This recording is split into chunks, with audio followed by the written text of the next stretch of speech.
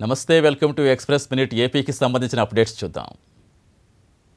రైతు రుణ విముక్తి సాధికారత కోసం రాష్ట్ర స్థాయి, జిల్లా స్థాయి కమిటీలు ఏర్పాటు చేసింది ఏపీ ప్రభుత్వం.